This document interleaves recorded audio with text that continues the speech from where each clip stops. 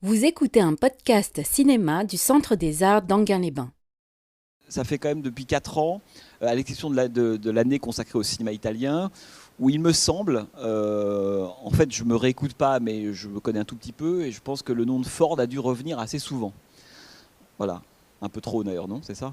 Et donc évidemment, alors il y a deux façons de voir la chose, où on se dit l'homme est un peu psychorigide, fétichiste, il a deux, trois trucs en tête, il faut qu'il les sorte sans arrêt.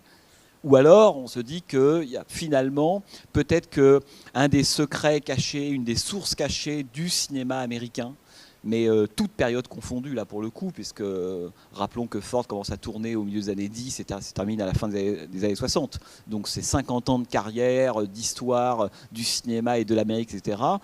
Ou alors, il y a sans doute chez Ford quelque chose qui incarne de la façon la plus, on pourrait dire, brute, mais au sens de diamant brut, si vous voulez, au sens de plus essentiel, ce que c'est que le cinéma américain et l'Amérique au cinéma.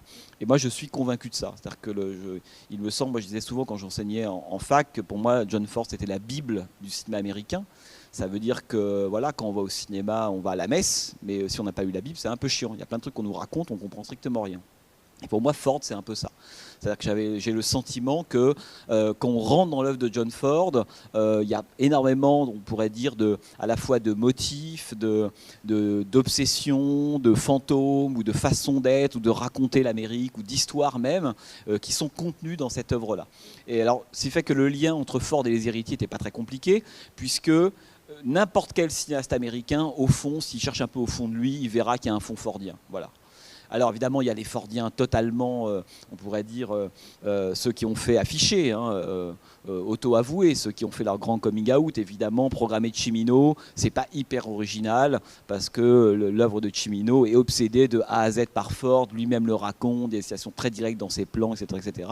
Alors, moi j'ai choisi La Nuit du Dragon, parce que c'est un film, on pourrait dire fordien, on y reviendra le mois prochain, mais dont le rapport à Ford est un peu moins évident, par exemple, que La Porte du Paradis ou alors La Maison des Otages. Ça me semblait intéressant de passer par ce film-là en se disant mais en quoi ce polar qui se passe à Chinatown a quelque chose de fordien. Donc pour moi l'idée de ce cycle c'est à la fois non pas d'éclairer l'œuvre de John Ford parce que c'est pas possible.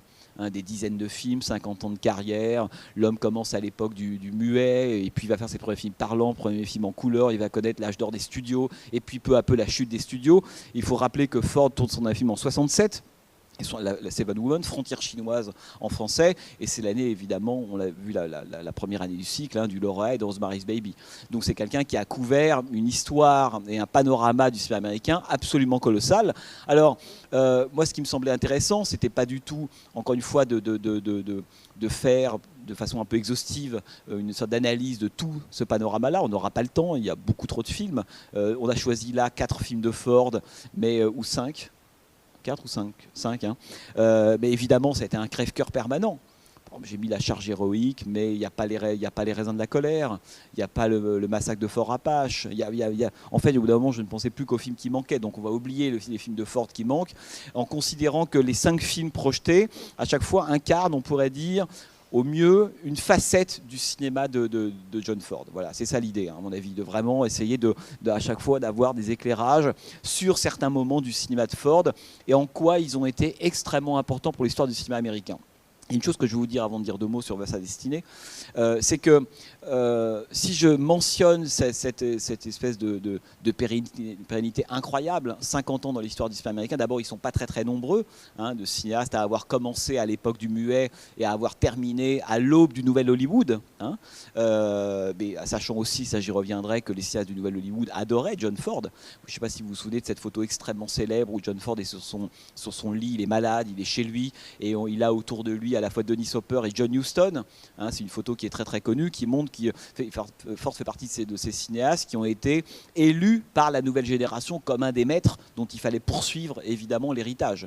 C'est pas pour rien que beaucoup de cinéastes, d'ailleurs, dont on va passer des films là, sont des cinéastes qui ont débuté pour la plupart à la fin des années 60 et ont tourné évidemment dans les années 70, et ce sont des gens qui ont décidé que Ford faisait partie des 2-3 maîtres américains qu'il s'agissait de suivre. Ce qui veut dire aussi une chose à mon avis très importante, c'est que la cinématographie la filmo de Ford, elle n'est pas homogène. Elle est à la fois totalement cohérente, c'est un tout organique, c'est comme ça qu'il faut la prendre. Hein, c'est ça qui est compliqué quand on choisit des films de Ford, parce qu'il a fait tellement de films, il a utilisé tellement souvent le même type de personnages, le même type de thème, les mêmes acteurs, les mêmes familles, qu'en fait, voir un film de John Ford, c'est vraiment prendre la caravane, c'est le convoi des braves, hein, on s'engage pendant 50 ans avec les mêmes. Bon, si ce n'est, alors les mêmes, c'est John Wayne, c'est Henry Fonda, c'est beaucoup d'acteurs qui sont d'ailleurs beaucoup moins connus, et certains, vous allez les voir, des seconds couteaux qui sont là dès Vers sa destinée en 39, mais c'est des gens qui vont revenir et revenir en permanence. Mais ce qui est très très beau évidemment avec Ford, c'est que c'est pas quelqu'un qui est resté sourd à l'évolution du cinéma d'abord, mais aussi à l'évolution de l'Amérique et on pourrait dire et de l'opinion publique, de la façon dont l'histoire se percevait. Et ce qui est fascinant avec lui, c'est qu'on voit en 50 ans combien est-ce que la mythologie américaine, elle a ce qu'on appelle l'historicité plus précisément, comment est-ce que la façon dont on raconte une histoire à partir d'un point de vue qui est celui le nôtre évidemment, autrement dit comment on regarde le passé à partir d'un présent, et donc comme on regarde à partir d'un présent, de fait on le reconstitue aussi. Le titre Vers sa destinée est assez bien choisi parce que quand vous allez voir le film, l'homme qui est là, Lincoln au début des années 30, il n'y a pas de destinée du tout. Mais en même temps, la façon dont Ford le filme, il peut pas faire comme si Lincoln n'est pas le Lincoln que nous on connaît. Hein. Donc, c'est pour ça que je trouve que c'est un titre pour une fois qui est bien choisi, parce que Vers sa destinée, c'est comment est-ce que vous allez voir un film qui à la fois qui a l'air d'être totalement dans l'immédiateté. Pour moi, c'est un des grands génies de Ford, c'est qu'on a toujours l'impression que ce qu'il filme, ça a lieu exactement ici et maintenant. Hein, il y a une capacité à saisir le naturel, les gestes, les dialogues, le comportement, les rituels des gens, comme si on voyait des films documentaires de l'époque. Et en même temps, toujours avec la conscience, évidemment, de ce que ce présent-là va devenir à l'intérieur de l'histoire. Hein, je pense que c'est ça les deux grands mouvements, mais j'y reviendrai évidemment de John Ford. C'est comment on a d'un côté le présent absolu, et le présent absolu, c'est la poésie, ça s'appelle comme ça chez John Ford, et en même temps, comment est-ce qu'on a aussi de la mythologie. C'est quelqu'un qui regarde avec une grande conscience et une grande connaissance de l'histoire, parce qu'évidemment, John Ford était un très très grand connaisseur de l'histoire américaine. Et ce qui me semblait évidemment passionnant aussi dans ce trajet, c'est de voir cette évolution-là. C'est que le Ford des années 30, pour faire court, ne raconte pas, s'intéresse aux mêmes choses, mais n'en tire pas les mêmes conclusions dans les années 50 et dans les années 60. Hein. On pourra évidemment parler de la question de l'esclavage, des Noirs, des Indiens, de la communauté. Et il y a un sentiment qui va peu à peu arriver évidemment chez John Ford, qui s'appelle la mélancolie, comme tous les grands cinéastes à mon avis. Et on voit bien que c'est quelque chose qui va arriver à partir du milieu des années 40, quelque chose qui est très très peu présent dans son œuvre au début. Donc ce qui est fascinant aussi, c'est que son œuvre, à lui, elle évolue. Hein, et c'est pour ça qu'on y reviendra, mais il y a eu beaucoup de critiques de John Ford.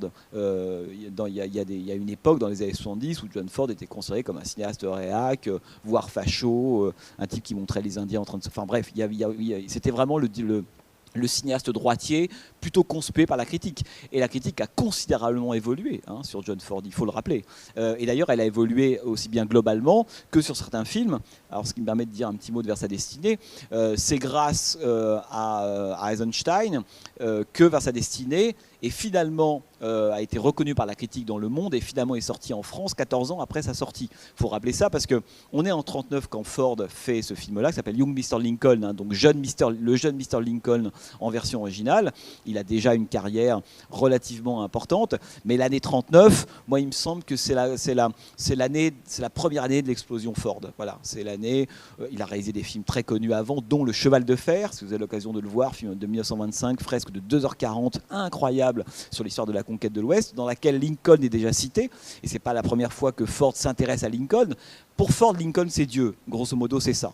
Hein, c'est ça qu'il veut filmer. Il veut comprendre comment ça marche. Mais il prend pas, c'est pas le Dieu, on pourrait dire, de la Bible de John Huston, l'homme qui est loin sur des cimes, dans des bosquets, qui parle un langage que je comprends pas avec de la lumière derrière lui. Hein, le Dieu de Ford, il est Dieu à condition d'être d'abord un homme. Hein, avec ses défauts extrêmement fragiles. Vous allez voir comment il constitue la façon dont Henry Fonda joue le rôle de Lincoln. Et donc en 1939, Ford, c'est l'explosion, puisqu'il réalise... Alors évidemment, c'est une période qui nous fait rêver, parce qu'en 1939, il réalise La Chevauchée Fantastique, qui est un film évidemment fondateur, son premier western parlant à lui, mais un film fondateur dans l'histoire du cinéma américain classique et du western. Wells le disait, pour faire Citizen Kane, j'ai vu 50 fois La Chevauchée Fantastique, et beaucoup des inventions de Citizen Kane, dont évidemment le fait de filmer les plafonds, enfin plein de choses que je vous redirai plus tard, sont des choses qui viennent du film de John Ford. Et Wells n'a cessé de dire la dette qu'il avait envers John Ford. Donc on lui disait c'est quoi pour vous le cinéma américain, il disait c'est John Ford et John Ford. Hein. En 1939, c'est l'année de La Chevauchée, c'est aussi l'année sur la piste des Mohawks. vous l'avez peut-être vu, hein, qui est le premier film en couleur de John Ford, et aussi avec Henry Fonda d'ailleurs, et puis Vers sa destinée, qui est le film à cette époque-là le moins, on pourrait dire, reconnu de Ford. Sur La piste des mots, premier film en couleur, La chevauchée sont des films qui ont beaucoup plus d'écho. Vers sa destinée à l'époque est considéré comme un film un peu mineur, pas grand-chose. Et puis la même année, on a Washington de Frank Capra, il y a Le Retour emporte le vent, il n'y a que des films monstres à côté, ce qui fait que le film est un peu écrasé. Et petit à petit, grâce notamment à Eisenstein qui dirait, et moi s'il y avait il y a un socialiste américain, c'est John Ford, et si mon film préféré de lui c'est Vers sa destinée, peu à peu on a commencé à se dire, ah ben si le type du passé Potemkin trouve que Ford est intéressant, peut-être que le type est pas si facho que ça. Donc on est allé voir Vers sa destinée, et le film est sorti, a eu peu à peu évidemment le succès qu'on sait. Deux choses très rapidement, c'est que, alors vous allez voir, c'est la première des 4 collaborations entre Ford et Henry Fonda, alors que vous le savez peut-être, au cours du cycle, je vous dirai de temps en temps peut-être des livres à lire si ça vous intéresse, parce que la biographie sur Ford, elle est considérable, aussi bien en français qu'en anglais. Et Jim McBride, dans un livre absolument passionnant, sorti, qui s'appelle À la recherche de John Ford, paru aux éditions Actes Sud, Institut Lumière, raconte combien Henry Fonda d'avoir été très très impressionné par John Ford, parce qu'à l'époque, même en 1939, quand on allait voir John Ford, on allait voir le maître, donc on était convoqué chez lui, hein, exactement comme un soldat est convoqué chez l'amiral. Hein. Et un jour, Ford voit des bouts d'essai avec Henry Fonda, ce jeune Henry Fonda. Et Fonda s'est grimé, etc. Mais il trouve que physiquement, il est pas mal en Lincoln. Mais dès qu'il ouvre la bouche, vous connaissez la voix d'Henry Fonda, hein, cette voix un peu nasillarde, extrêmement posée, très très belle, il trouve que d'un seul coup, ça marche plus du tout. Et donc il refuse. Il dit non mais je pourrais jamais faire Lincoln, tout est écrasant, je m'en sortirai pas. Et là c'est Ford qui convoque Henry Fonda et qui lui dit mais pour qui tu te prends, évidemment tu pourras faire Fonda, c'est moi qui le demande, et quand Ford dit ça on le refuse pas. Et c'est comme ça qu'Henry Fonda se retrouve embarqué sur l'aventure de Vers sa destinée. Et vous allez voir le travail d'acteur qu'il fait est absolument phénoménal. Regardez même dès sa première apparition, comment il apparaît, dans quelle posture il est, comment il se lève et ce qu'il fait avec ses mains, c'est absolument formidable. On sait maintenant qu'Henry Fonda est un génie, mais là, dès 1939, on le remarque, si vous voulez. Et donc, ce que va faire Ford avec Vers sa destinée, qui est un film à petit budget, c'est tout simplement à la fois s'attaquer de front pour la première fois. Lincoln est déjà présent chez lui avant, mais pour la première fois à la figure de Lincoln, et contre toute attente, n'oubliez pas qu'on est en 39, qu'en 39 à l'époque, plein de biopics se font extrêmement classiques. Hein, tous ces films d'Alan Dwan, de plein d'autres de la Fox, où on raconte des histoires de gens, la naissance, la progression, souvent la chute, on prend la vie intégrale de l'individu. Là, pas du tout. Là, ce que fait Ford déjà, c'est un geste extrêmement moderne, c'est qu'il lui dit non, mais moi, c'est pas le Lincoln qu'on connaît, celui de la guerre de sécession, l'abolition de l'esclavage, c'est pas non plus le Ford de l'assassinat de Lincoln. Hein. Ce qui m'intéresse, c'est les débuts. Hein. C'est comment ce type-là est un homme au début et qu'est-ce qu'il va faire, peut-être qu'un jour il va devenir celui qu'on connaît. Donc il va complètement à rebours et il va chercher l'origine en fait de Lincoln. Alors vous allez voir, je vous raconte évidemment pas ce qui se passe. Qui l'a déjà vu parmi vous le film ? Ah oui, donc pour beaucoup c'est quand même une revision. Bon, évidemment il y a un moment où il ne peut pas échapper à la mythologie Lincoln, et vous allez voir comment il suture les deux. C'est absolument magnifique. Bon, voilà. Donc là, comme tout le monde dort déjà, je vous laisse un peu vous sécher. Et donc, bonne projection et à tout à l'heure. Bon, ben voilà. En fait, ce qui est compliqué avec Ford, c'est qu'en fait, me semble-t-il, on a toujours envie de... Enfin, c'est des films qui... j'en parlais avec Jean-Paul tout à l'heure, et on se disait qu'il y a une musique John Ford. En fait, je pense que c'est vraiment ça. Et le jour où cette musique, on la capte, on peut voir tous les films de Ford. C'est-à-dire que pour moi, les films de Ford, c'est des films de chevet, dans le sens où j'ai l'impression, quand je les vois, de me sentir bien immédiatement à l'intérieur, de comprendre exactement de quoi il s'agit, ce qu'il raconte, sa grande finesse, sa grande subtilité aussi, parce que je pense par exemple à la fin, lorsque Lincoln accepte la pièce de la mère, qui évidemment, on imagine bien que c'est une famille désargentée qui prend sur ses très maigres économies l'argent pour l'avocat. On voit très bien combien est-ce qu'un cinéaste en fait qui aurait tenté de forcer le sentimentalisme se serait dit, mais alors non seulement le type effectivement il a réussi à faire acquitter ses deux fils, et en plus c'est un bon prince, un samaritain, un bénévole, c'est quasi un saint puisqu'il ne prend même pas l'argent de la femme. C'est pas ce que montre Ford. Hein, c'est un détail qui est passionnant parce que c'est aussi un détail qui, à mon avis, renseigne beaucoup sur le personnage que met en scène John Ford. C'est que justement, c'est pas quelqu'un, c'est pas un dieu dans le sens, c'est pas un saint qui agit pour rien. Hein, qui en plus ferait cette fleur en disant mais non, moi c'est gratuit, évidemment, je veux dire je suis avocat, mais finalement on a gardé cet argent, vous êtes très pauvre, je ne devrais pas. Non, il comprend que pour la dignité de cette femme, il faut qu'il accepte lui. Hein, et c'est comme ça, c'est à partir de ce moment-là qu'elle peut repartir avec le sentiment finalement qu'à la fois que ses 2 enfants sont libres, mais au nom du système américain. Ça, c'est très important, parce que c'est au nom du système américain que... C'est Jean Douchet qui disait d'ailleurs dans un bonus DVD que c'est un film de propagande vers sa destinée. Et en fait, on se rend compte qu'à la fin, la preuve c'est que vous avez applaudi, c'est qu'à la fin, on a tous envie d'aller voir Lincoln, on a tous envie de monter au Capitole, à Washington, etc. etc. C'est pas faux. C'est-à-dire que... Mais c'est de la propagande, peut-être dans le bon sens du terme, ou pour des idées qui sont nobles. Mais en tout cas, John Ford fait absolument un film de propagande pour Lincoln, qui est le dieu de l'Amérique. Qu'on voit vers sa destinée, c'est vraiment ça. C'est un film qui nous raconte pourquoi ce type, qui à l'origine, il le décrivait lui-même comme un plouc de Springfield, hein, c'est comme ça qu'il a convaincu Henry Fonda. Tu dis, mais t'en fais pas, Lincoln, c'est pas Dieu, c'est un plouc. C'est un avocat plouc qui va devenir un jour celui qu'on connaît. Mais toi, ce que tu vas jouer, c'est le moment où c'est juste un avocat, parmi d'autres, qui est complètement gauche, vous l'avez vu au début, hein, qui sait pas trop comment se comporter, qui est toujours un peu à l'écart, qui est aussi un peu roublard, manipulateur.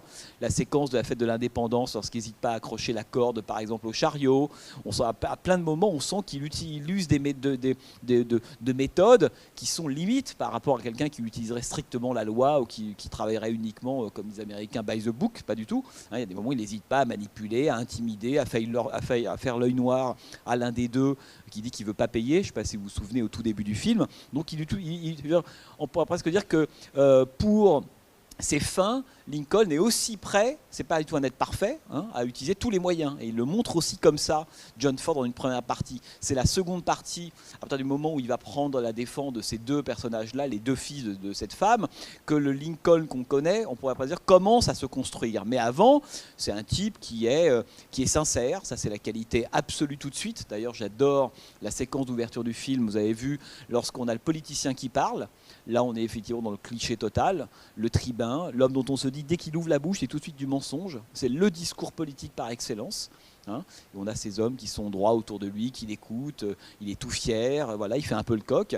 Et évidemment, le moment où il présente à ce moment-là Lincoln, on est au tout début des années 30, et il faut rappeler que Lincoln, à ce moment-là, est l'un des représentants du parti Whig. Le parti Whig, à l'époque, c'est l'ancêtre du parti républicain, parce que Lincoln sera quand même le premier des présidents républicains américains, le 16e. Hein.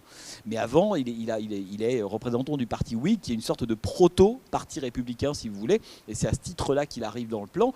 Et évidemment, ce qui est fascinant dans la première séquence qui nous présente Lincoln, c'est évidemment de voir l'écart énorme entre le premier discours, avec des hommes dont on ne filme jamais le contre-champ d'ailleurs, qui sont là, posés comme des pics, le peuple invisible, qui est juste là pour applaudir, pour supporter le discours, et on se dit que l'homme dénonce des hommes corrompus, mais qu'évidemment lui au pouvoir sera autant corrompu que les autres, la façon dont Ford le film, il n'y a aucun doute évidemment là-dessus, et quand on passe à Henry Fonda, l'homme n'est pas debout mais il est couché, il met du temps à se lever. Il a une position, d'ailleurs, je ne sais pas si vous avez vu, l'évolution de la position d'Henry Fonda dans le cadre, elle est incroyable.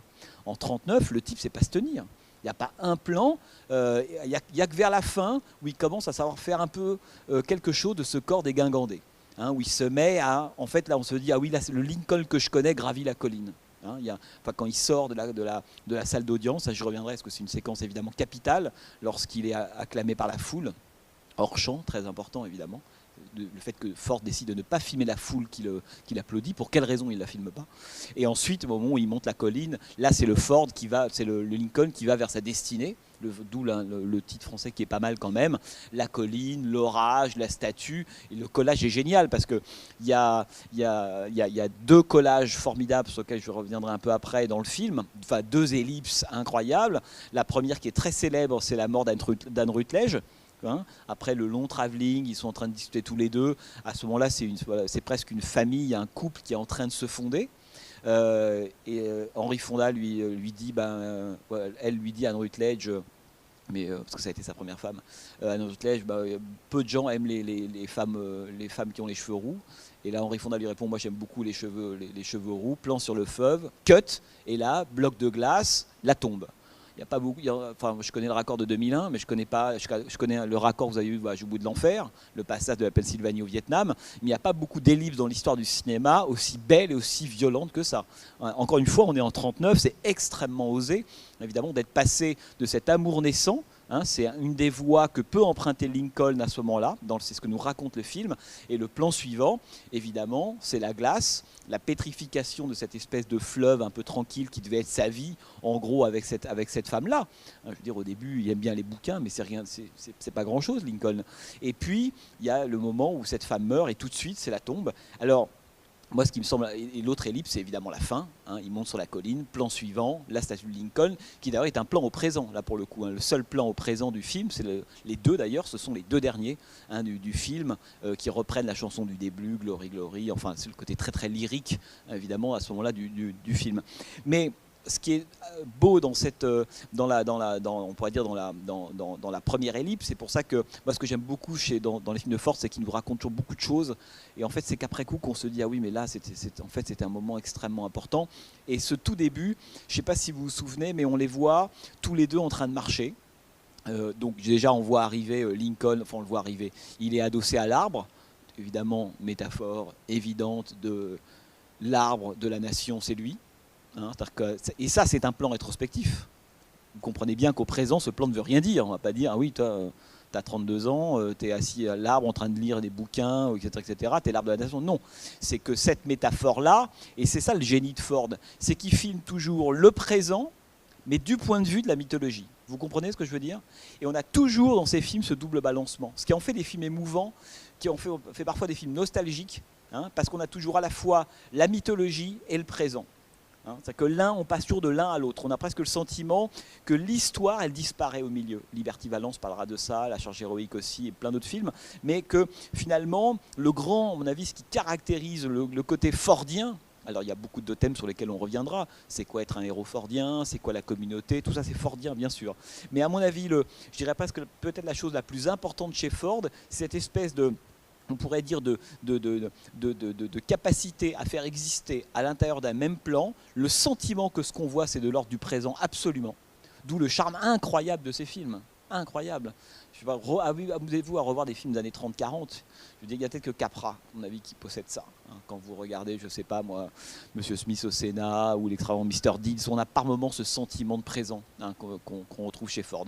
Mais donc qui arrive à conjuguer ce sentiment de présent et en même temps ce présent regardé depuis un point de vue qui est celui de Ford et celui de la mythologie nationale. Il y a toujours ce doux mouvement-là, il est dans tous les plans.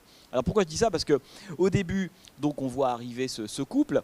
Nous, spectateurs de 39 et spectateurs de 2015, on sait très bien que la femme qui est là va mourir. On sait très bien que cet amour qui est en train de naître est déjà l'ordre du deuil. Que ça va être le premier amour, le premier deuil de Lincoln amoureux, alors qu'il a perdu, il le dit dans le film à un moment donné d'ailleurs, sa sœur, etc. Il en a eu d'autres dans sa vie, mais ça c'est le premier. Et ce qui est intéressant, c'est que le travelling se fait avec une série de barrières entremêlées. Si vous regardez bien le plan, vous savez que Ford, il filme à ce moment-là la naissance de quelque chose, ça c'est le présent, mais il nous dit déjà son impossibilité. C'est déjà fini. Cette voie-là qu'on croit pouvoir se dérouler, se déployer sereinement, Lincoln tombant amoureux de cette femme ayant peut-être une vie de fermier ou alors de petit avocat d'une ville du Massachusetts quelconque, ça n'aura pas lieu. Évidemment, cet effet de destin-là est barré par ces barrières qu'on voit devant, alors que derrière il y a le fleuve. Et là, moi je pense que c'est dans la filmographie de Ford une des premières occurrences. Vous savez, il y a beaucoup de marques de fabrique, de motifs qui sont rattachés au cinéma de Ford. Le fleuve en est un. Le fleuve chez lui, le personnage qui contemple le fleuve, c'est un motif fordien. Voilà. Ce moment de contemplation qui peut durer 30 secondes, 10 secondes, 1 minute, peu importe, c'est un moment typiquement fordien, le moment où finalement le fleuve, c'est à la fois la vie qui s'écoule, et c'est le destin, c'est le cours du temps. Et ça, c'est un moment qu'on retrouvera très très souvent dans les films de John Ford. Et d'ailleurs, le moment où on voit Lincoln face au fleuve est devenu presque un motif d'affiche qu'on vous retrouvez iconographiquement dans beaucoup de livres, ou par moment pour illustrer des affiches de films de Ford ou autres. Il y a ce moment de Lincoln Lincoln perdu devant ce fleuve. Et ce fleuve, c'est à la fois son destin à lui, c'est le cours du temps, le cours de l'histoire, la sienne et celle de l'Amérique, mais dans le cas de cette séquence d'ouverture, c'est aussi la mort d'Anne Rutledge. C'est pour ça qu'à mon avis, ce que je trouve évidemment beau dans l'ellipse monstrueuse que vous avez au début du film, c'est que juste après on est sur la tombe. Autre motif typiquement fordien, l'homme, le vivant qui s'adresse à un mort. Voilà, ça c'est d'ailleurs c'est peut-être, enfin je sais pas, quand on pense tombe au cinéma, on pense à Ford. Hein, c'est l'homme, vous reverrez ça dans La charge héroïque avec Nathan Brittles qui parle aussi à sa femme décédée, etc. L'homme qui s'adresse à une tombe, ça c'est un grand motif de Ford, hein, cette idée qu'on s'adresse aux morts en permanence, et on a ça dès le début de You Mr. Lincoln. Mais ce qui est beau, c'est que là il prend le bâton, vous avez vu, et là encore il y a de l'ordre de la manipulation. C'est-à-dire que le film est toujours extrêmement honnête par rapport à ce qu'il montre. Ce que je veux dire par là, c'est que parce que ce qui change tout dans cette séquence, c'est quand Henry Fonda dit, il me semble un truc du genre, j'ai peut-être aidé moi-même le bâton à tomber. Voilà. Sans cette phrase, la séquence, elle change complètement. Hein. Soit effectivement il tient le bâton, bon, d'accord, il tombe d'un côté, etc. Mais il vaut mieux parce que vu ce qui est devenu Lincoln, ça serait une uchronie. Que va faire Ford si le bâton tombe de l'autre côté? Ou quel détour scénaristique il va imaginer pour le rejoindre? Donc en fait il n'y a pas d'enjeu.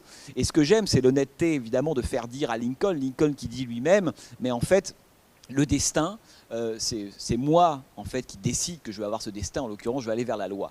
Mais ce qui est important, c'est que le fleuve, qui en fait incarne à la fois le cours, l'histoire, le temps, mais aussi la mort, puisque c'est par le raccord sur deux plans de fleuve qui décrit la mort d'Anne Rutledge.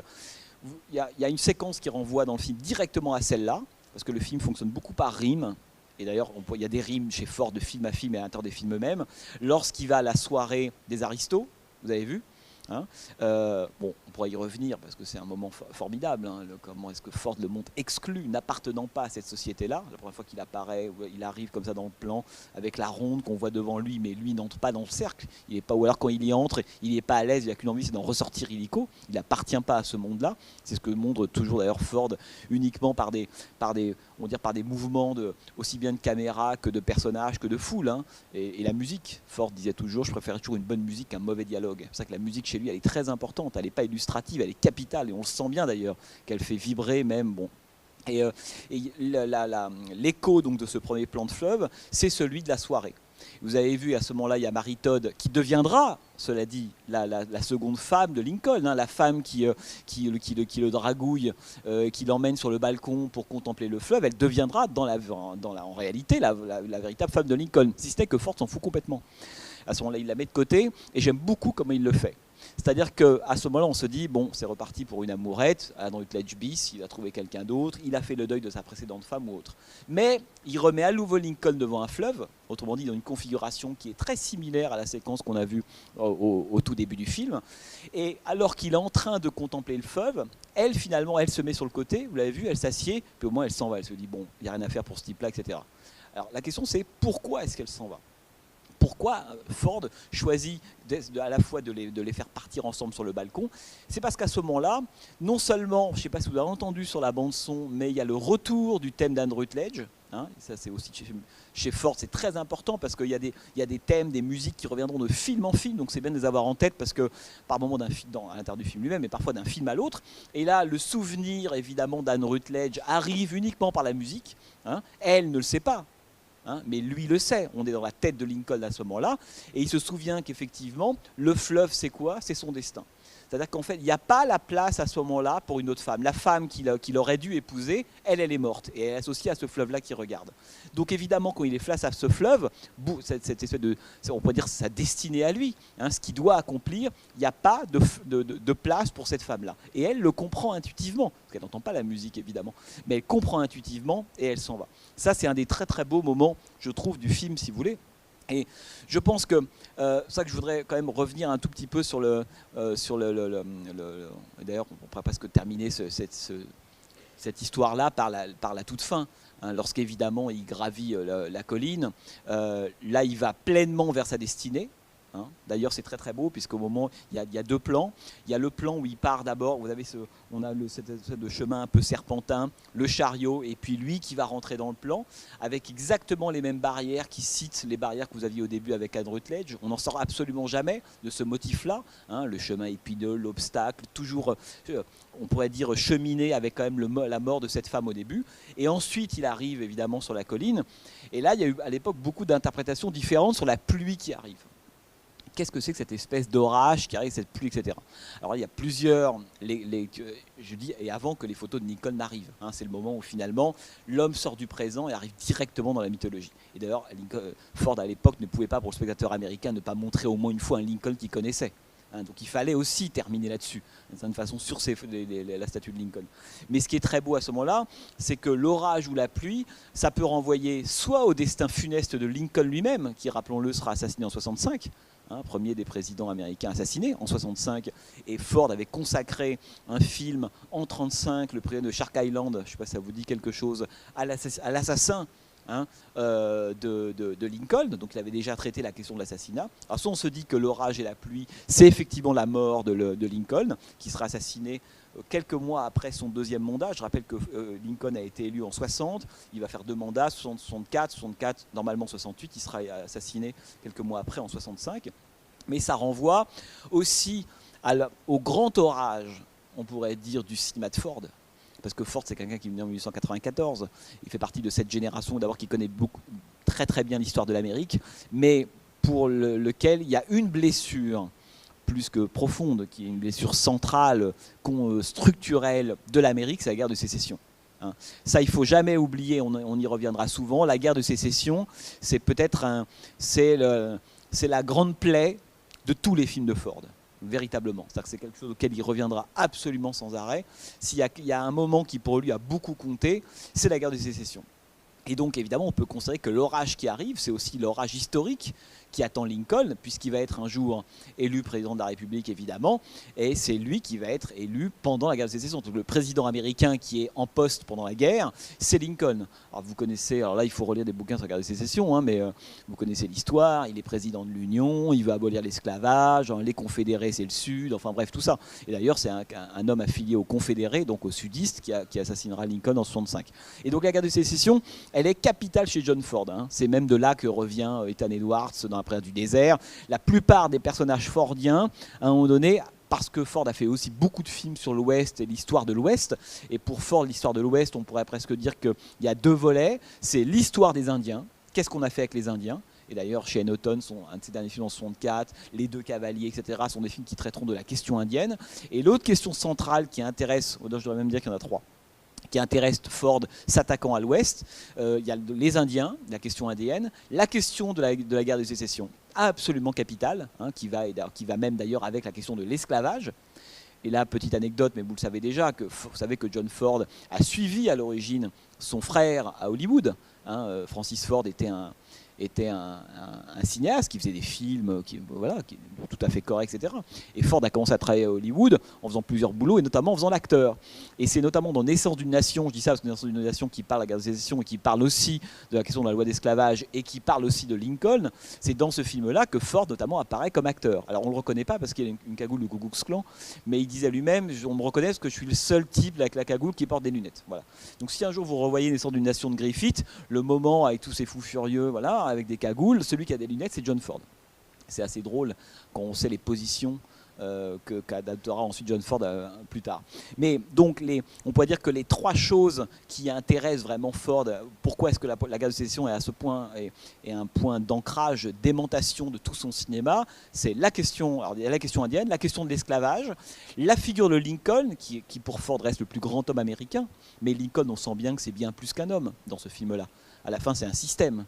C'est une façon d'être, c'est une idéologie, c'est un principe, c'est la loi. Vous voyez ce que je veux dire ? On voit bien que à la fin du film, on est passé, il s'est réifié comme on dit. C'est-à-dire qu'on est passé de quelqu'un en particulier, de singulier, qui a des manières, un corps, qui pense 2-3 choses. À la fin, il va se mettre à incarner l'arbre contre lequel il était adossé au début, c'est l'arbre de la nation, Lincoln. Et Ford était un fan de Lincoln, et donc évidemment c'est quelque chose, quand on s'intéresse à la guerre de sécession, est absolument capital, c'est Lincoln. Et la 3e chose, qu'on retrouve aussi beaucoup chez Ford, mais ça je reviendrai plus tard au cours du cycle, et notamment à mon avis au moment de Liberty Valence, c'est la question de la technologie. Hein, c'est quelqu'un qui s'est beaucoup intéressé à la question de la modernité, du progrès, et la conquête de l'Ouest, c'est aussi évidemment peu à peu l'arrivée du chemin de fer. Le film qui fait Le Cheval de Fer raconte la construction du chemin de fer. Hein, c'est la question de comment est-ce que l'Amérique, terre sauvage, le wilderness, etc., a été peu à peu modifiée par l'arrivée de la technologie, du progrès et du capitalisme industriel. Hein, ça, c'est quelque chose qui est absolument capital chez John Ford, hein, véritablement. Ce qui fait d'ailleurs que, moi, là où je trouve que Ford est un cinéaste qui est passionnant, parce que c'est quelque chose qu'on n'a pas encore vraiment dans ce film, la question de la technologie n'intervient pas du tout, mais interviendra dans d'autres films, c'est qu'on dirait aujourd'hui, par exemple, de John Ford, par rapport, si on devait parler de son rapport à la technologie et au progrès. Il est ni du côté de ceux qui ont totalement embrassé ou pris le train du progrès, en disant formidable, génial, tout ce qui est nouveau, c'est dingue. Il n'est pas non plus du côté des conservateurs qui disaient qu'il y a quelque chose de nouveau, le train, le nouveau capitalisme industriel, etc. Tout ça, c'est l'horreur.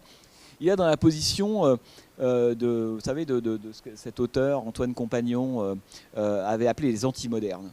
Je ne sais pas si ça vous dit quelque chose. Là, il y a un super bouquin, vous pouvez lire, qui s'appelle Une sorte des antimodernes. Il a écrit en 2005 et qui raconte ça, qui raconte une position, on pourrait dire, non pas de rejet systématique à l'égard du progrès, non pas d'adhésion non plus, mais une forme de scepticisme permanent. C'est-à-dire, pourquoi pas? Mais le progrès en soi n'est rien, c'est tout dépend de ce qu'on en fait. Et Ford s'est beaucoup interrogé sur cette question-là, hein, la façon dont et puis n'oublions pas que Ford a aussi fait a aussi filmé la Seconde Guerre mondiale. C'est là qu'il a perdu un œil, et la technologie pour lui a aussi une résonance, hein, qui n'est pas exactement la même que pour nous aujourd'hui ou qu'à l'époque de la guerre des sécessions. La technologie, c'est aussi des armes, c'est aussi la guerre, hein, c'est aussi des choses comme ça. Ça, j'y reviendrai plus tard. Mais à mon avis, voilà, si vous voulez, les 4-5 grandes obsessions qu'on va retrouver dans la plupart des films de Ford. Alors, je voulais vous dire un mot quand même en quoi Lincoln, en fait, c'est le modèle de tous les héros fordiens. En fait, c'est pour ça que c'est intéressant. Enfin, tous les héros. Je dis ça parce que c'est plus facile à dire, c'est pas tout à fait juste, mais disons, c'est quoi, et je pense que vous en avoir déjà peut-être parlé même une fois ici il y a 1 an ou 2, et on en reparlera d'ailleurs, c'est quoi le héros fordien? Parce que là, ce qu'on a, on voit très bien qu'on a l'émergence, la fabrication, la création d'un héros fordien. À la fin du film, vous enlevez les 2 derniers plans de Lincoln. Pour ceux qui se souviennent des Raisins de la colère, le départ de Lincoln sur la colline fait évidemment penser, par exemple, au départ de Tom Joad à la fin des Raisins de la colère, film qu'il réalisera 1 an après. Film capital, que je ne vous ai pas passé parce que je me suis dit que vous le connaissiez par cœur, mais œuvre absolument maîtresse, et Raisins de la colère, évidemment, ça, et le livre, évidemment, et le film de John Ford. Alors, en quoi Lincoln, finalement, c'est le modèle parfait des héros fordiens? Alors moi je dirais qu'il y a 2-3 points qui me semblent importants. C'est que tout d'abord, c'est un homme du peuple.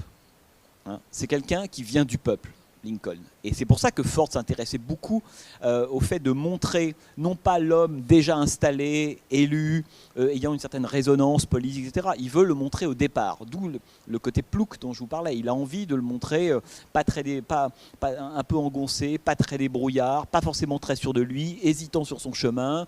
La fête de l'indépendance, j'aime beaucoup la séquence des tartes par exemple, parce qu'on peut se dire que Lincoln c'est aussi ça. Hein. C'est qu'à un moment donné, c'est l'homme qui le dit, ce qui compte, c'est l'équilibre. La justice, c'est l'équilibre. La vérité, c'est l'équilibre. Hein. Et on peut dire que les tartes, c'est déjà tarte aux pommes, tarte aux je sais plus quoi, au pruneau, pêche. C'est bon. Bon. Mais ce qui est intéressant, si vous voulez, c'est que le héros fordien, c'est quoi? C'est d'abord un homme du peuple. Et c'est vraiment ce que montre John Ford au début. Cet homme, il vient du peuple. Mais, je fais une micro-parenthèse que ça me semble très important, on pourrait se demander pourquoi, parce que John Ford s'inspire de certains faits de la vie de Lincoln, en réécrit totalement d'autres et en invente totalement d'autres. Lamar Trotti, qui est le scénariste du film, vous imaginez bien que ce n'est pas du tout un film dont le scénario respecte scrupuleusement la vie de Lincoln.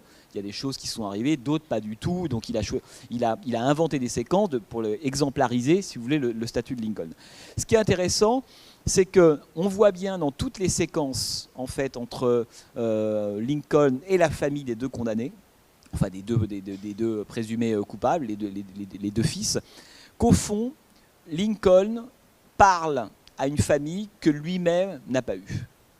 Hein, c'est-à-dire qu'en fait, ce qu'il projette dans cette espèce de famille-là, d'ailleurs, à ce moment où il est assis, il dit mais moi aussi, ils sont morts, moi aussi j'ai une sœur, moi aussi, cette cabane me rappelle celle de mon père et les rondins, il n'y a pas un clou, etc. etc. C'est-à-dire que c'est très intéressant parce qu'on se dit qu'une des motivations, et je vais vous dire pourquoi je dis ça, c'est aussi l'idée que Lincoln reconnaît et donc exerce d'une certaine façon sa justice parce qu'il reconnaît quelque chose que lui-même a connu, que lui aurait aimé connaître précisément, une forme de stabilité, de communauté familiale, etc. Ce qui fait que, à mon avis, un des motifs qui font que Lincoln décide de défendre ces deux-là au départ, évidemment, la justice, la loi, il a lu tout ça, effectivement ça peut être une affaire, juste là il végète un petit peu à régler des affaires qui ont relativement peu d'intérêt, mais alors ça peut être tout ça. Mais une des autres raisons à mon avis, c'est que le scandale pour Lincoln à ce moment-là dans le film, en tout cas ce qui lui fait extrêmement peur et ce qui excite ses principes, c'est le fait que, c'est la fameuse séquence terrible lorsque le procureur dit à sa mère mais il faut vous choisissez un des deux en gros, hein. J'en libère un mais l'autre on le pend. Le choix de Salomon inversé, quoi, si vous voulez, un truc absolument terrible. Et c'est contre ça en fait que Lincoln en fait c'est pour cette raison-là que Lincoln décide de prendre le cas, puisqu'en fait à quoi il assiste? À une petite famille, au début du film, à la fête de l'indépendance, idéale. C'est presque un cliché de la petite famille sympathique. Les deux enfants, le petit gamin dans les bras, tout le monde rigole, la mère. C'est la cellule fordienne par excellence, ça. Vous la retrouvez dans la plupart des films. C'est-à-dire que je pense que quand les films de Ford sont heureux, dans des moments heureux chez lui, c'est quand il y a ça. Cette espèce d'utopie de la cellule familiale, hein, qui est là. La mère, l'enfant, avec sa femme et ses deux enfants, etc. Et évidemment, c'est celui à laquelle, par exemple, Ethan Edwards, dans la période du désert, à laquelle il refusera finalement de s'intégrer, pour une raison sur laquelle on reviendra. Mais chez Ford, le centre, en fait, c'est le couple, mais c'est cette petite famille-là, cette cellule-là. Et évidemment, ce qui arrive, autrement dit, cette espèce de faux meurtre, j'y reviendrai, parce qu'elle est extrêmement culottée, cette scène, entre parenthèses, du meurtre qu'on voit mais qu'on ne voit pas. Et d'ailleurs, parce qu'il reprendra cette chose-là dans Liberty Valance. En fait, il nous montre le meurtre, mais comme on ne sait pas voir, on ne l'a pas vu. Hein, c'est un truc assez incroyable. Alors, si vous revoyez le film demain, la séquence du flashback est évidemment une citation très directe. Il n'y a pas de manipulation. C'est vraiment la séquence qu'on a vue au début, avec la jambe du type qui montre qu'il a été poignardé. Si vous regardez bien la séquence, il n'y a pas de doute, le type qui vient à son chevet, en l'occurrence Ward Bond, enfin un des acteurs fétiches de Ford, est bien celui qui le poignarde. Mais quand on voit le film à ce moment-là, on ne le voit pas. Alors pourquoi finalement Lincoln, indépendamment du désir de justice, finalement décide de défendre ces deux-là? C'est aussi parce qu'il sent à ce moment-là qu'il y a un risque que cette espèce d'unité, de cellule familiale, elle soit brisée. Et je pense que le vrai scandale pour Lincoln, c'est ce qui fonde pour lui l'Amérique, véritablement. Et pourquoi l'Amérique? Parce que ça fonde et le héros, et la communauté, et le pays, c'est cette cellule-là. Et finalement, ce qu'il va défendre, ce qu'il va tenter de préserver, c'est l'unité de cette petite famille-là. C'est pour ça qu'à la fin, on la voit reconstituée, et c'est pour ça que la femme paye et qu'elle peut repartir sur les chemins pour éventuellement aller s'installer ailleurs, etc. En fait, tout le film, enfin la seconde partie du film, est balancée entre d'un côté l'image d'une harmonie parfaite de la petite famille, presque le cliché de ce que c'est que la famille des pionniers, hein, qui va fonder l'Amérique, et tout ce qui la menace au milieu. On peut tuer un des fils, voire les deux, etc. L'explosion, la mère qui doit éventuellement dire le pire, dire voilà c'est mon fils, ou c'est celui-là, ou pas celui-là, etc. Et la reconstruction à la fin de cette famille. En fait, Lincoln, il a servi à quoi? Il a servi à ce que cette famille extrêmement heureuse au début le reste à la fin. C'est tout ça, uniquement à ça qui sert dans le film. C'est vraiment de préserver cette unité familiale. Alors pourquoi je vous dis ça? Parce que le héros fordien, c'est quoi être un héros fordien? Ça veut dire quoi être un héros fordien? On peut dire ça, voilà, c'est un héros fordien, et voilà.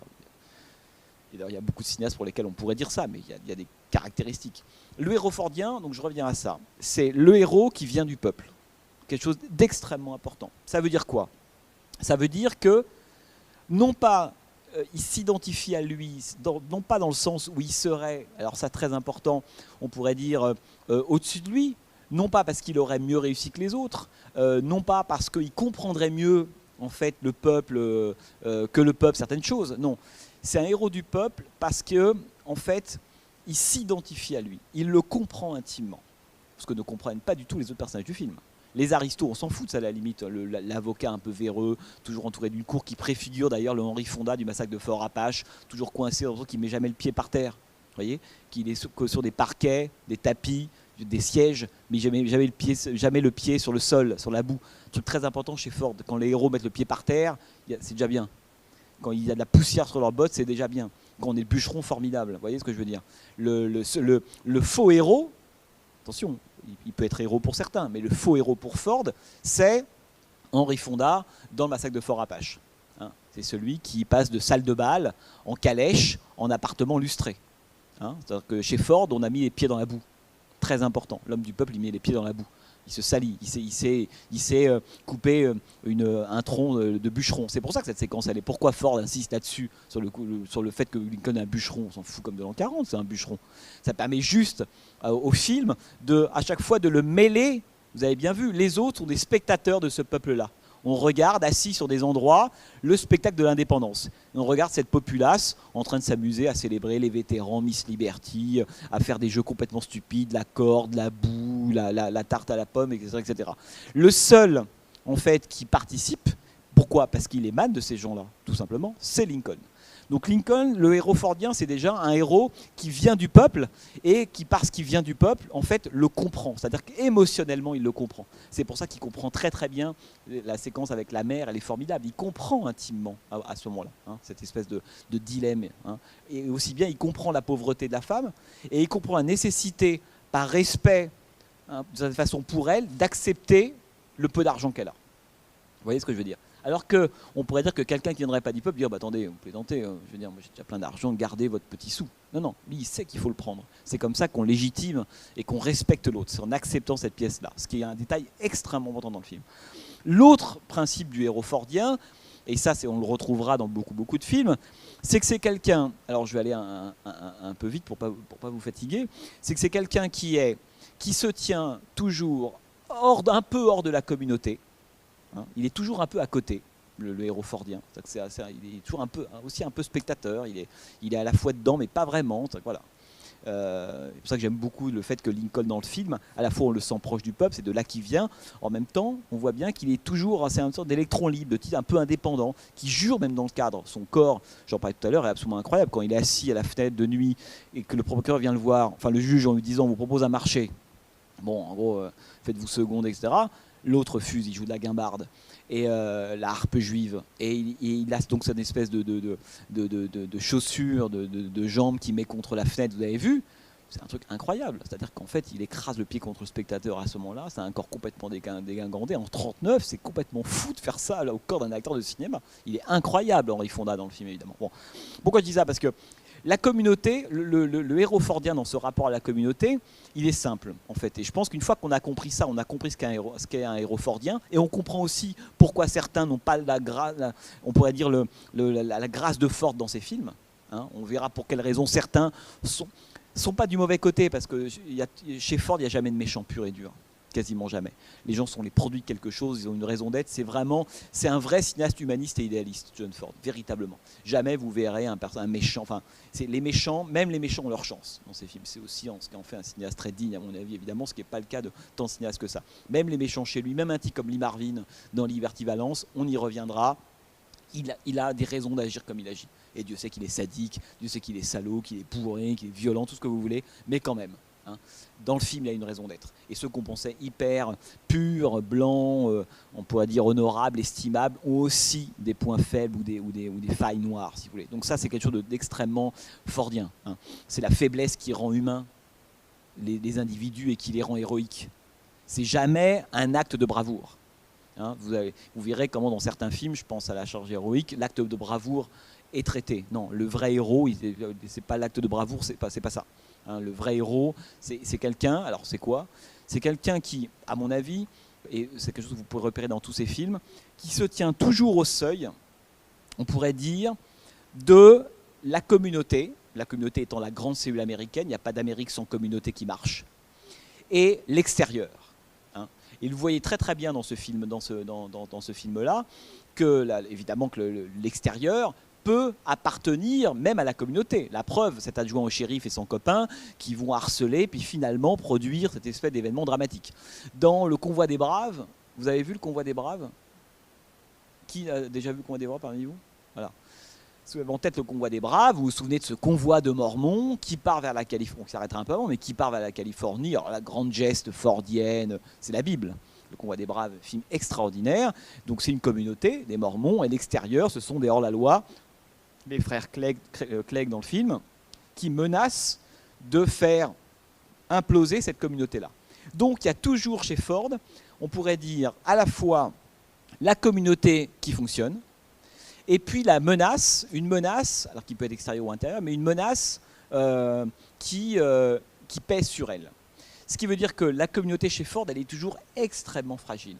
Et elle est fragile, mais elle est indispensable à la constitution de l'Amérique. Hein.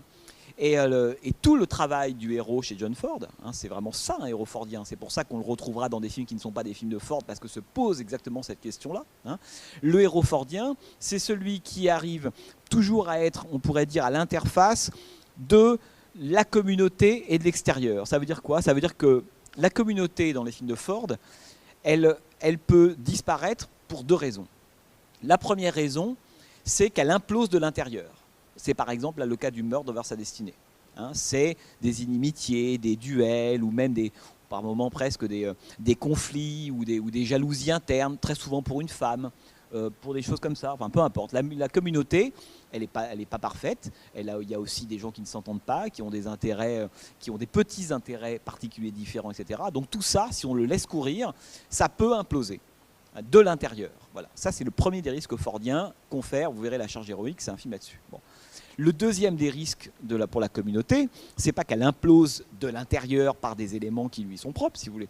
C'est le fait qu'il y a de l'extérieur qui va venir dans cette communauté, qui va vouloir s'intégrer. Et l'extérieur, généralement, c'est quoi? Ce sont les Indiens, dans Sergent Noir, c'est la communauté noire. C'est tous les gens qui n'appartiennent pas à votre bande, à vous, à votre communauté.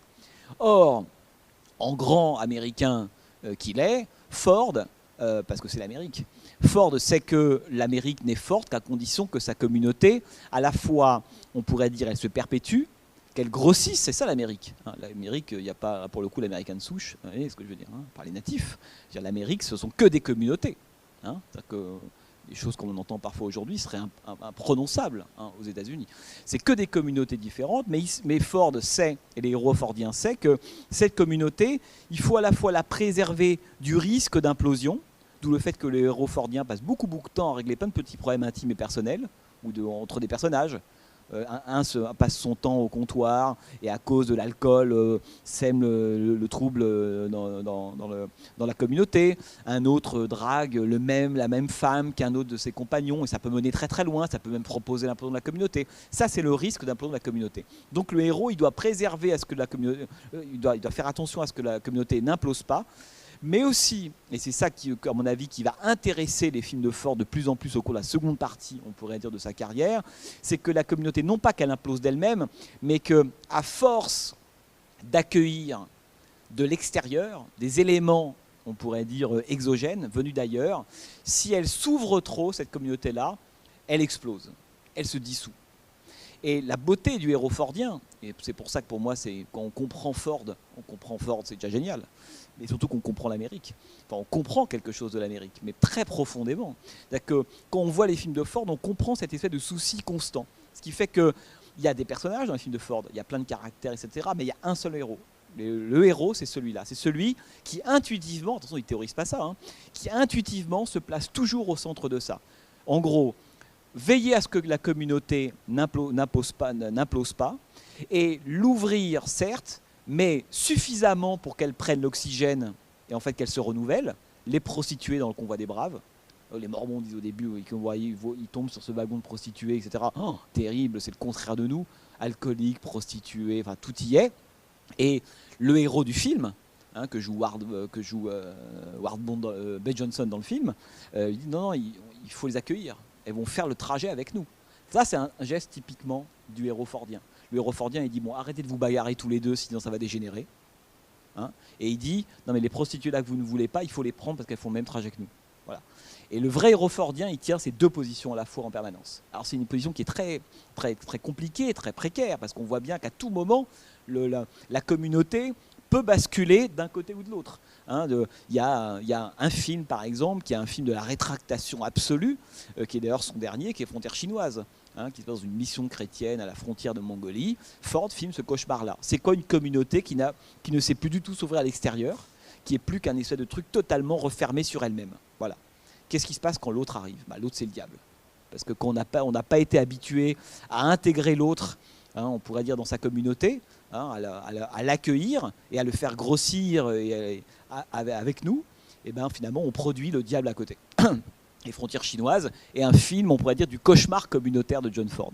Véritablement, il le filme à la fin, à un moment où le cinéma de Ford est relativement plus pessimiste, plus mélancolique que les films qu'il a tournés dans les années 30-40. Donc cette position, si vous voulez, du héros fordien, elle explique notamment pour ceux qui ont vu le massacre de Fort Apache. Vous avez peut-être tous vu le massacre de Fort Apache, chef-d'œuvre incroyable. Il y a deux personnages dans le film. Enfin deux personnages masculins principaux. Il y a John Wayne d'un côté, et puis, il y a même trois, parce qu'il y a l'Indien Cochise, et puis il y a le colonel Thursday que joue Henry Fonda dans le film. Et là, vous avez deux modèles possibles de l'héroïsme, en fait, filmé par Ford. Et c'est assez beau parce que, je ne vais pas vous raconter ce film-là, mais c'est un film tellement important qu'il faut l'avoir un tout petit peu en tête. Si vous avez le modèle héroïque selon Henry Fonda, qui est le modèle de l'homme qui c'est Custer, le modèle à l'époque, qui va conduire son armée, alors geste héroïque mais suicidaire. Voilà. Alors c'est intéressant parce que ça c'est Fonda, l'homme qui est né pour être un héros, aristocrate, l'homme qui ne met jamais le pied par terre, qui, moyennant une sorte de rigidité, on pourrait dire de principe lié au code de l'armée, aux stratégies ou autres, envoie son bataillon et lui-même à la mort. Ça c'est une forme d'héroïsme que Ford filme comme un truc complètement stérile.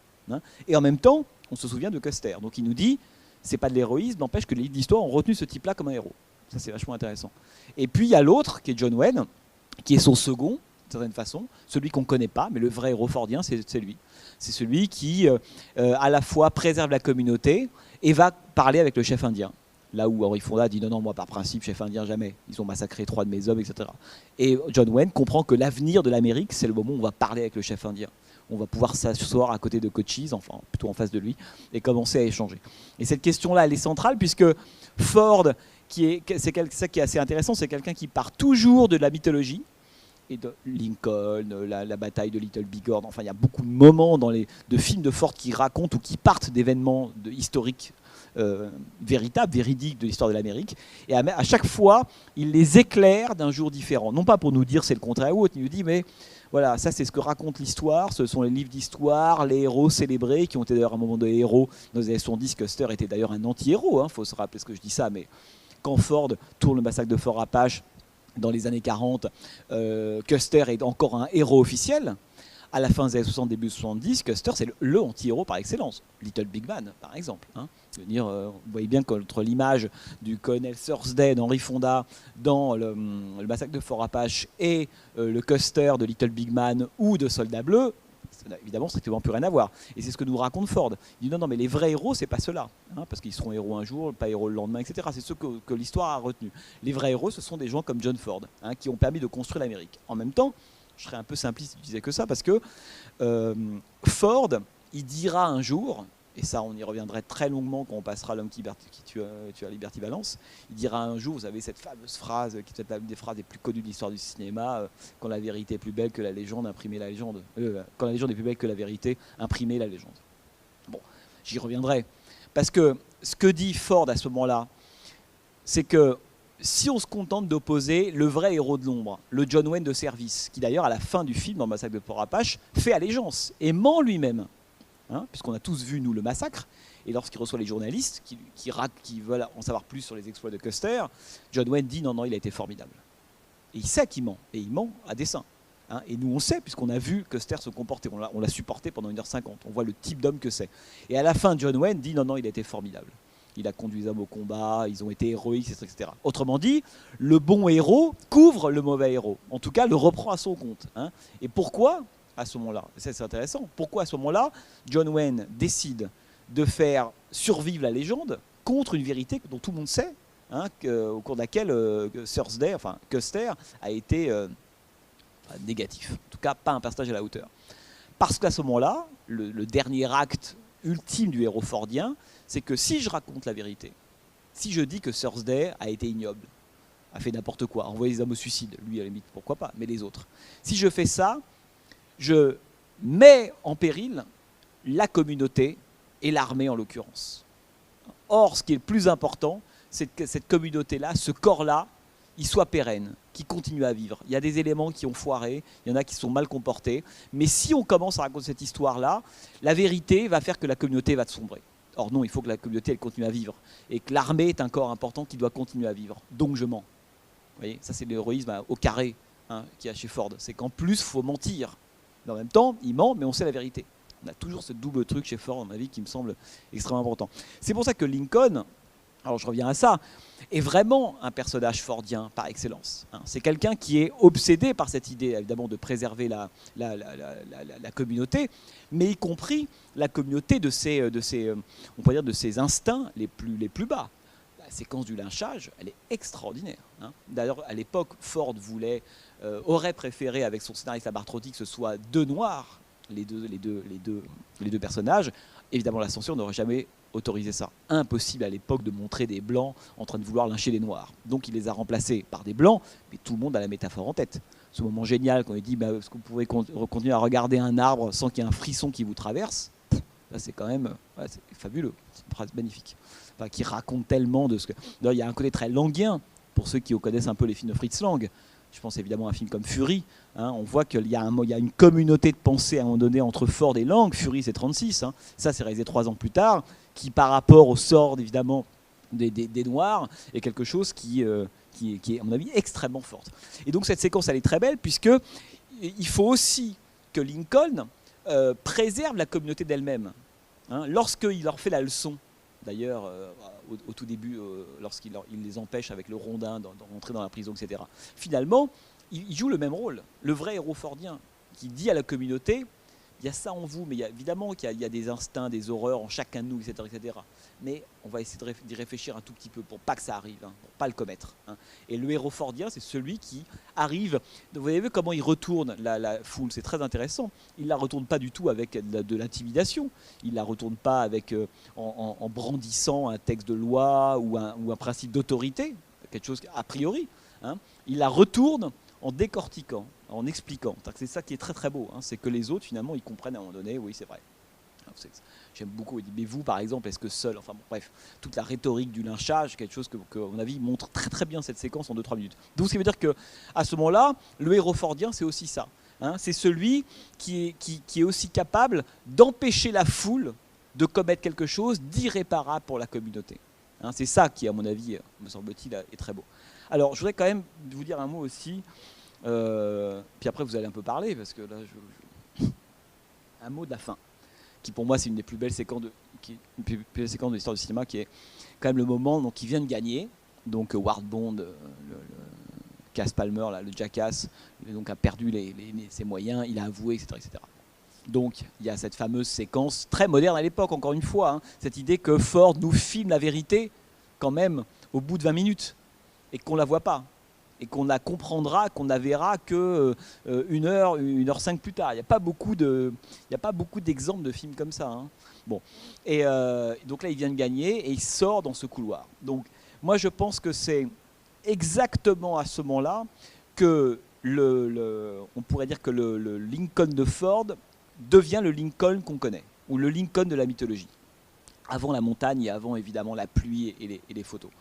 Parce qu'il n'y a pas beaucoup, entre parenthèses, de photos de Lincoln qui sont connues, et y compris pour le grimage de Henry Fonda, je crois qu'ils sont servis. Vous savez, c'est un des plus célèbres daguerreotypes de Lincoln qui date de 1863. Je ne sais pas si vous voyez ce que c'est. C'est le portrait de Lincoln qu'on voit sans arrêt, en fait, la photo de Lincoln, qui a daguerreotype précisément, c'est pas une photo. Bon. Et donc, à ce moment-là, il sort de la salle d'audience. J'aime beaucoup quand même le personnage de l'autre avocat qui vient le saluer, quand même, voilà. Une espèce d'élégance, y compris de l'adversaire qui a tenté tous les coups, rien n'a marché, il vient le saluer parce qu'il a conscience que ça pourrait devenir. Et la réponse de Fonda qui est géniale, je ne vous sous-estimerai pas moi non plus. C'est quand même un truc qu'il faut garder pour dire à ses futurs amis.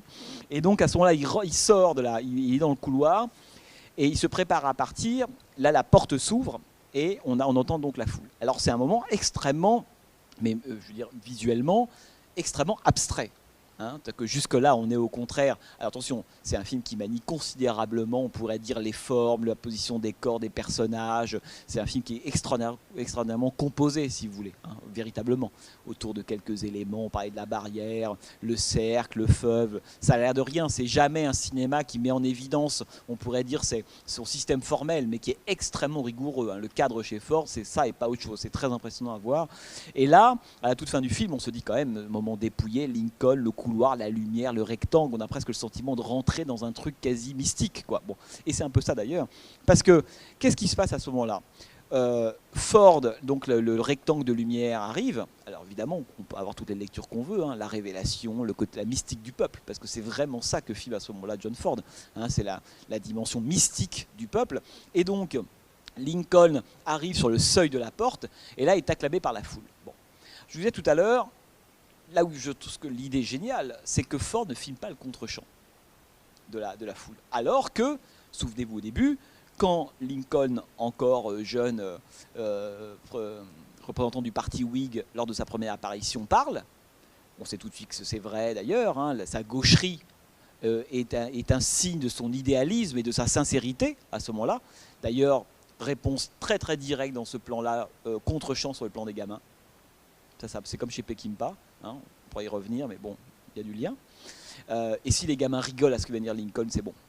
Lui, il a raison, et eux ont capté la sincérité. Ils ne comprennent rien à ce qu'il a raconté, hein, évidemment. Et puis avec, d'ailleurs, entre parenthèses, ce que raconte Lincoln, c'est la vraie pétition de principe de Ford le cinéaste et de l'Amérique lincolnienne, à la fois libérale et progressiste. Hein, c'est vraiment ça. Il faut que les industries se développent, etc., mais il faut qu'on soit libre. Voilà.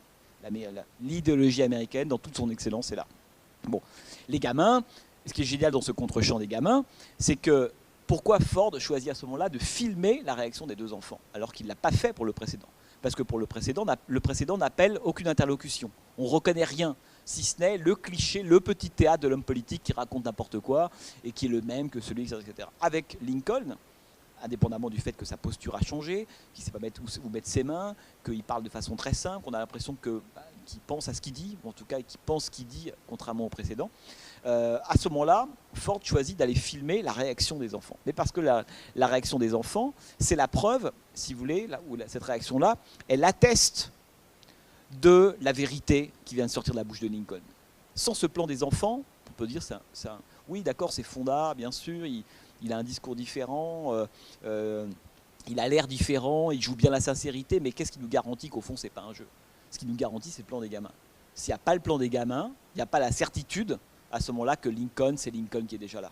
Parce que s'il n'y a pas le plan des gamins, ça peut être qu'un autre politicien avec une autre technique, on pourrait dire de discours, d'arnaque, d'illusion, de manipulation, etc. Non, les gamins viennent sanctionner ça. Donc, je reviens à la fin. Ford, Lincoln arrive, Fonda devant la porte, et là, la foule l'acclame. Donc, pas de contre-champ. Alors, pourquoi pas de contre-champ? Parce qu'à mon avis, je pense que ce qui se joue là, c'est en fait c'est le moment où Lincoln, jusque-là, il est quoi? Il est un type un peu simple, bûcheron, qui adore lire, qui va lire des choses, etc., etc. Là, je parle du point de vue du présent, pas du point de vue de la mythologie. Et puis, il va devenir avocat, il est un peu roublard, il arnaque, il a envie de gagner du temps, donc il fait peur à ses deux plaignants, il les met d'accord. Et puis après, la fête de l'indépendance, il triche. Et puis, coup d'éclat, pendant évidemment le procès avec les deux, mais au fond, il est à ce moment-là le héros, le personnage principal ou le représentant de quelques personnes, hein, d'une petite communauté. À ce moment-là, lorsqu'il arrive devant la porte, la foule qui l'acclame, c'est le moment où il devient, à ce moment-là exactement, il devient le héros du peuple. C'est-à-dire que le Lincoln héros du peuple, et héros inaltérable d'ailleurs, hein. Vous allez aujourd'hui aux États-Unis, ils ne sont pas 36, hein. Il y a Lincoln, il y a Jefferson, il y a JFK évidemment. C'est pas, même dans les présidents qui ont eu lieu, aucun n'a évidemment cette espèce d'aura, d'importance. C'est le socle de la nation, c'est Lincoln, encore aujourd'hui aux États-Unis évidemment. Et donc c'est à ce moment-là qu'il devient le héros du peuple. Mais il devient le héros du peuple dans quel sens? Parce que ne filmant pas le contre-champ sur la foule, Ford nous dit, mais au fond, Lincoln, le champ et le contre-champ, c'est pareil. Ça veut dire que Lincoln et la foule, c'est la même chose. Il n'y a pas besoin du plan de la foule puisqu'il incarne cette foule à ce moment-là. Et c'est très très beau la façon dont toute la voix de la foule, d'un seul coup, sert de bande-son à ce plan-là. Autrement dit, la foule, elle se projette sur lui, il va se mettre à l'incarner. Et l'homme du peuple, ça veut dire quoi? Il va être son porte-parole. Et donc le porte-parole, vous savez que ce qui arrive à ce moment-là dans l'encadre de la porte, au début c'est Lincoln, et à la fin c'est l'homme du peuple.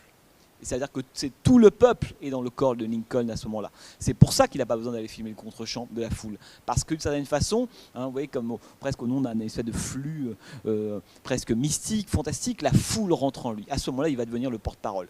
Je dis ça parce que pour ceux qui ont vu un peu évidemment les autres films de Ford dans la chronologie, on voit bien combien à ce moment-là se joue un truc qu'on retrouvera dans beaucoup de films de Ford, et notamment dans Raisin de la colère. Tom Joad, le parcours de Tom Joad dans le film de Ford et dans le roman de Steinbeck, mais dans le film de Ford, c'est exactement ça.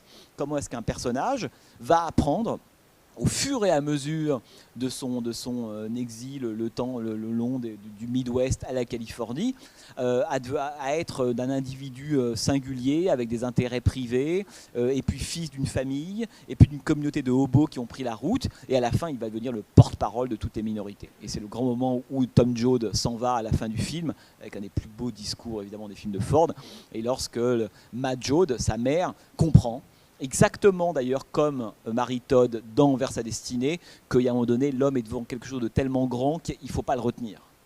Et la mère, à ce moment-là, accepte, dans la colère, de laisser partir Tom Joad, pourtant c'est son fils, parce qu'elle a compris la grandeur de sa destinée à lui. Autrement dit, il va devenir le porte-parole des minorités. C'est le fameux discours très connu de Tom Joad, là où un homme souffrirait, je serai là, là où un homme sera pourchassé, je serai là, etc. etc., etc. C'est voilà, je suis we the people, dira après Matt Joad, enfin la mère de Tom Joad. Autrement dit, ce mouvement-là, c'est un mouvement typiquement fordien, et il me semble que c'est dans Vers sa destinée, c'est pour ça que c'était pas mal de commencer avec ce film qui est la matrice en fait, portant en germe énormément de trucs qu'on retrouvera au fil de l'année dans les films de Ford.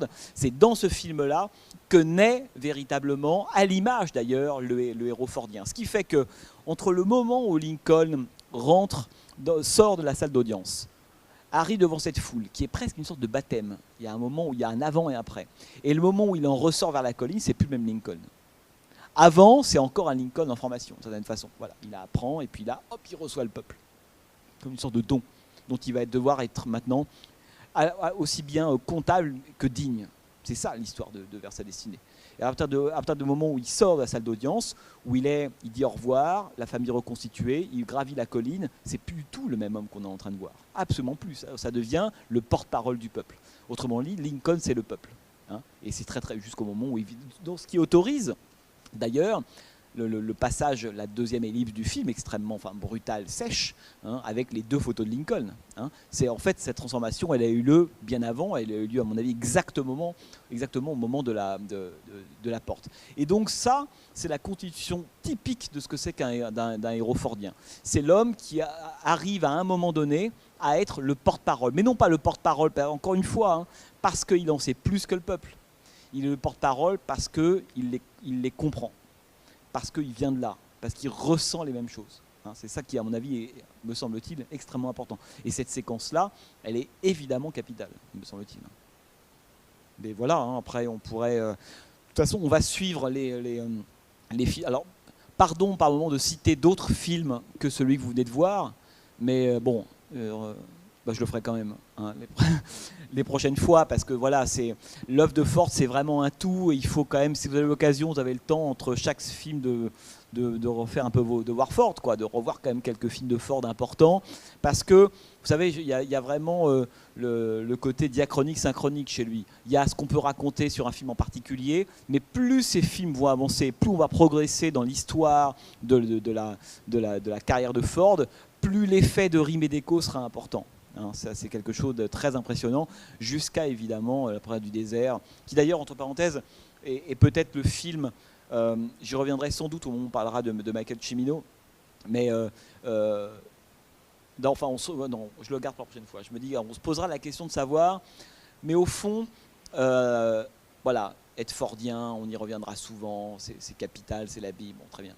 Mais en fait, quels sont les films de Ford qui ont été les plus importants pour les générations d'après? Parce que ça aussi, à mon avis, c'est un point intéressant. C'est que tous les films de Ford ne l'ont pas été.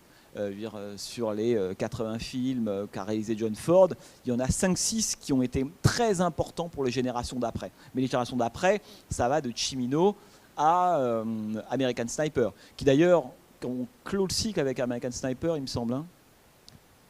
Oui. Oui.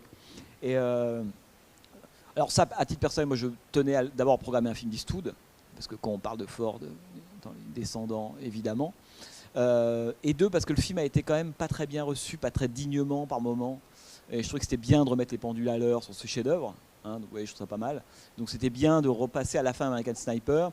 Et surtout, et il me semble que le rapport entre Ford et Eastwood, qui est à peu près constant depuis les années 70, depuis José Wales, quoi, disons, hein, film que Eastwood réalise en 1976, jusqu'à American Sniper, est absolument passionnant. Et on verra qu'est-ce qu'il y a de fordien dans American Sniper, ou plutôt en quoi Ford essaie en 2015 de tenir encore la morale fordienne. Voilà. Ça marche pas, mais en tout cas c'est son objectif, quoi. Et ça, je trouve ça très très beau. Voilà. Bon bah écoutez, vous avez des questions à poser, ou peut-être des remarques. Il y a plein de choses que j'ai pas évoquées. Hein. Oui, donc j'ai peut-être vu un symbole où il n'y en a absolument pas. Mais la famille, n'est-elle pas la même famille au début où la dame demande de la flanelle? Est-ce une autre famille? Cette famille dans laquelle il trouve le livre de droit dans le tonneau? Oui, d'accord. Donc en fait, il rend... non, parce qu'on n'était pas tout à fait d'accord avec ça, on n'était pas sûr. Donc en fait, oui, bien sûr, c'est la même famille, si. La flanelle lui dit en échange de ça, vous me passez les livres dans le tonneau, voilà. Et puis c'est la même, bien donc, sûr. Donc en fait, il rend aussi, cette famille lui a apporté l'ouverture sur le droit, et lui, une fois qu'il est devenu avocat, il lui rend aussi... Oui, vous avez raison, bien sûr, absolument. Mais du coup, j'étais pas sûre. Non, mais c'est juste, non, vous avez raison de le dire, effectivement, le premier lien entre cette famille, c'est je vous donne des condiments, des aliments, et en échange je reçois un livre. Oui. Et le livre pour Lincoln, c'est plus qu'un livre, évidemment, quoi. Oui, et puis voilà. Donc, vous avez raison, absolument. Plus tard, une fois qu'il est vraiment devenu avocat, grâce à ce livre, entre autres, et bien, voilà, il peut leur rendre aussi. Mais d'ailleurs, ça me fait penser au fait que il y a quelque chose qui est toujours très important chez Ford, c'est le motif des génériques. Bon, il y a des lettrages qu'on repérera souvent, mais il y a très très souvent un peu, vous savez, un peu comme la toile de jute dans les films d'Ozu, quoi. Il y a toujours des motifs qu'on repérera dans plein d'autres films, et là vous avez vu l'essai de feuillage, de branchage qu'on a dans Les Reines de la colère, qui est vraiment un arbre, cette idée permanente de la filiation. Hein, c'est ce que va filmer Ford. Hein, le motif de l'arbre et du branchage est quelque chose qui intervient très très souvent dans ces génériques. Ça, je vous dis ça comme ça, j'y reviendrai. C'est extrêmement important parce que c'est une des clés aussi on pourrait dire des thèmes ou de ce qui intéresse véritablement Ford. Hein. C'est la généalogie, quoi. C'est comment ça pousse, comment ça naît, voilà. C'est très très beau. Mais vous avez raison sur la famille. Oui, Jean-Baptiste, tu parlais souvent de plans qui revenaient et la qualité des plans chez Ford. Je trouve que dans ce film-là, il y a 2 plans dans l'embrasure de la porte de Fonda, qui me font penser aux 2 plans d'ouverture et de fermeture de La prisonnière du désert de John Wayne. Je trouve qu'à un moment donné, quand il se présente devant la porte, là, à un moment donné, il est dans l'embrasure. Il est aussi beau que John Wayne dans La prisonnière. Alors c'est marrant ça, parce que... alors, je vais essayer de faire une réponse courte, mais c'est vrai. Mais dans le sens où... alors peut-être que le plan le plus célèbre de toute l'histoire des films de Ford, c'est le plan dont tu parles. C'est-à-dire le moment, la toute fin après du désert, Ethan Edwards vient de ramener Natalie Wood chez les siens. La caméra est à l'intérieur de la petite cabane, vous vous souvenez, elle arrive. Hein, et donc il dépose Natalie Wood. D'ailleurs, ça c'est quand même... Qu'est-ce qu'elle est? Est-ce qu'elle est indien? Peu importe, on ne sait pas trop ce qu'elle est, mais bon.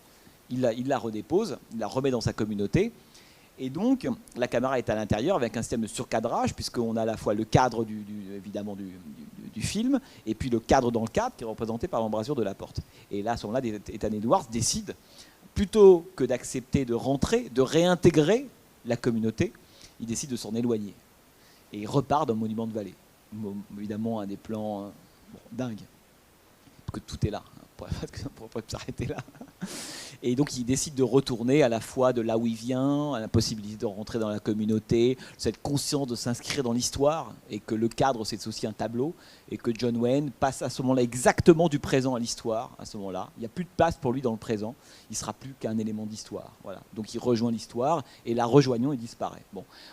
Pourquoi c'est intéressant ce plan-là? Bon, là, on pourra pour le coup en parler vraiment une heure, mais parce que tu as raison, c'est un motif qu'on retrouvera dans énormément de films de Ford. L'idée du personnage qui est sur le seuil, l'idée du cadre dans le cadre, ou le personnage dans l'embrasure. D'ailleurs, la première apparition de Lincoln, il y a déjà du surcadrage à n'en plus finir. Il est sur une espèce de rocking chair, sa jambe qui est surélevée, il se met dans l'embrasure lui-même d'une espèce de porte, et on le retrouvera à beaucoup de moments comme ça, ce fameux plan avec la foule, etc.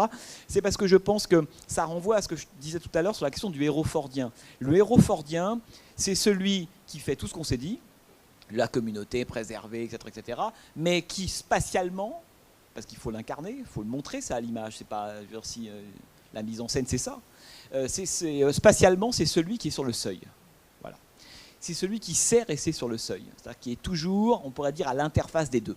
Le seuil, c'est ce qui met en communication l'extérieur de la communauté, de la salle de bal, de la maison, de la cabane, etc., avec l'intérieur. Voilà. Et le héros, c'est celui c'est la sentinelle. Moi, je pense que on ne pourra pas se dire que le grand héros fordien, c'est la sentinelle. De quoi on l'a dit tout à l'heure. Mais c'est la grande sentinelle, c'est vraiment la sentinelle. Et la sentinelle du monde.